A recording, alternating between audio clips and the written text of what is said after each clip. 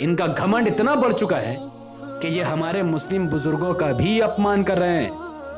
हाल ही में एक तस्वीर वायरल हुई जहां पर हमारे कौम के एक बुजुर्ग मुस्लिम कल्चर का एक टोपी सर में पहने हुए थे। समाजवादी पार्टी की एक महिला उस मुस्लिम बुजुर्ग का टोपी उतरवा कर समाजवादी पार्टी का लाल साड़ वाला टोपी पहना रही। मुझे समझ नहीं आता ऐसा क्यों। और ये जो हमारे बुजुर्ग हैं ये भी उस टोपी को पहनने से इनकार नहीं कर रहे हैं, क्योंकि उनको डर है शायद कि अगर हमने ये टोपी नहीं पहनी, अगर हमने इस अखिलेश यादव का साथ नहीं दिया तो कहीं बीजेपी ना जीत जाए। ऐसा डर मुसलमानों के अंदर बैठाया गया, और ये किसी और ने नहीं बल्कि अखिलेश यादव, मायावती और उनके चेले चपाटों ने किया। जबकि हमारी आबादी 20% है, हमें नहीं डरना चाहिए। 7% की आबादी रखने वाले यादव को डरना चाहिए, 4% आबादी रखने वाले राजभर को डरना चाहिए, 4% आबादी रखने वाले जाट और 5% आबादी रखने वाले मौर्य को बीजेपी से डरना चाहिए कि बीजेपी आ जाएगी तो ये तो अल्पसंख्यक, इनका क्या होगा। पर हम 20% मुसलमानों को ऐसा डराया गया है कि ये अपनी क़यादत को ना माने ना मंजूर करे। अब मैं कड़वी बात आपसे करना चाहता हूं।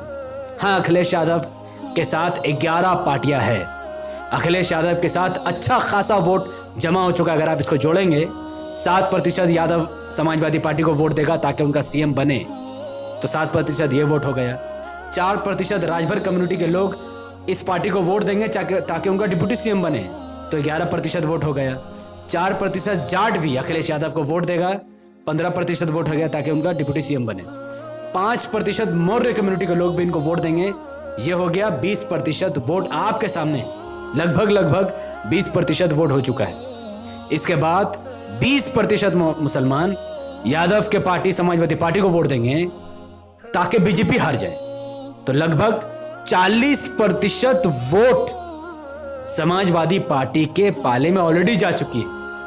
पर यहां पर एक सवाल पैदा होता है, और यह बहुत जरूरी सवाल है जो मैं आपके दरमियान उठाना चाहता हूं और आपके दिलों में और दिमाग में इस सवाल को बैठा देना चाहता हूं कि अगर इस 40% वोट में से 7% यादव पिछली बार का जैसा अपना वोट समाजवादी पार्टी को न देकर बीजेपी को दे देते हैं, तो फिर अखिलेश यादव का जीत पाना लगभग नामुमकिन हो जाएगा। क्योंकि 40% वोट का मतलब है कम से कम 250 विधानसभा की सीट, या फिर 200, 210, 220 विधानसभा की सीट आराम से कोई भी 40% वोट के साथ जीत सकता है। लेकिन अगर 7% वोट घसका बीजेपी की तरफ, और ये पहले भी हो चुका है, बीते लोकसभा इलेक्शन और विधानसभा इलेक्शन में हम लोगों ने देखा 2017 और 2019 में, जहां पर यादव बहुल बूथों पर भाजपाइयों को वोट दिया गया और मुस्लिम बहुल बूथों पर समाजवादी पार्टी को वोट दिया गया। यह धोखा बहुत पुराना है, कोई नया नहीं है। तो जो मुसलमान उड़ रहे हैं कि उनके समाजवादी पार्टी को समर्थन करने से बीजेपी हार जाएगी, उनकी जहालत और कम इल्मी का पहचान है। अगर मुसलमान किसी तरीके से बीजेपी को उत्तर प्रदेश में हराना चाहते हैं तो उसका सिर्फ एक ही तरीका है, वो है एमआईएम का साथ। क्योंकि यादव समाजवादी पार्टी को इसलिए छोड़ रहा है क्योंकि मुसलमान उस पार्टी में घुस गया है। बेगानी शादी में अब्दुल्ला दीवाना बना हुआ है उत्तर प्रदेश का मुसलमान। कोई मुसलमान बीएसपी में घुसा हुआ है, कोई मुसलमान समाजवादी पार्टी में घुसा हुआ है, जिनके वजह से दलित बीएसपी को छोड़ रहा है और यादव समाजवादी पार्टी को छोड़ रहा है। इनको लगता है कि ये तो मुसलमानों की पार्टी।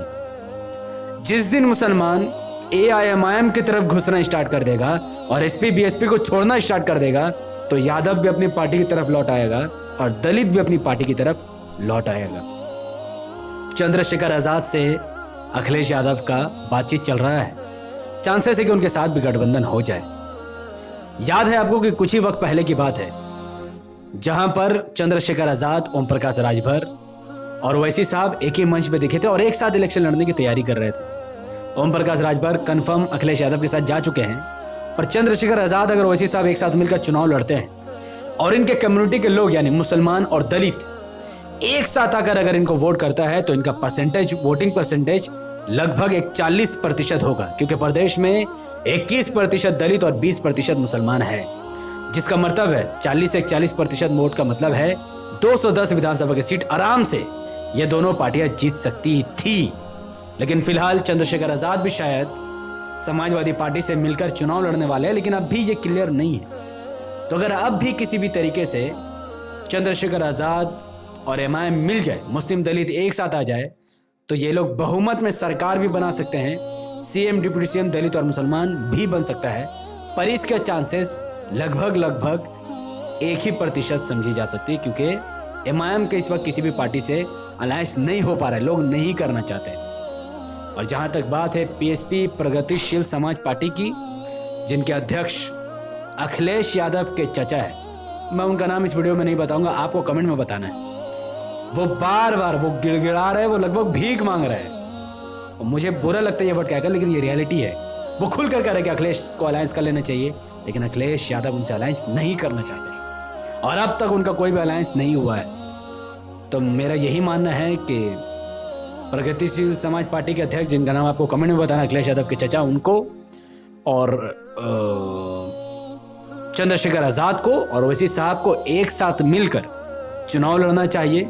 और ये लोग अगर एक साथ मिलेंगे तो दलित, मुसलमान और कुछ यादव साथ आएंगे, जिनका नतीजा होगा 210 विधानसभा की सीट ये लोग जीत जाएंगे। मुस्लिम डिप्टी सीएम बन जाएगा, दलित सीएम बन जाएगा, यादव के बहुत सारे मंत्री बन जाएंगे और पूरा प्रदेश में शांति आ जाएगी। मैं फिर आपसे सवाल पूछता हूं जाते जाते कि उत्तर प्रदेश का सीएम बनने का सबसे ज्यादा हकदार कौन है? 7% यादव है, 4% जाट है, या 4% राजभर, या फिर 20% मुसलमान? आप अपनी बात कमेंट पर जरूर रखिए। इस वीडियो को उत्तर प्रदेश इलेक्शन 2022 से पहले लाखों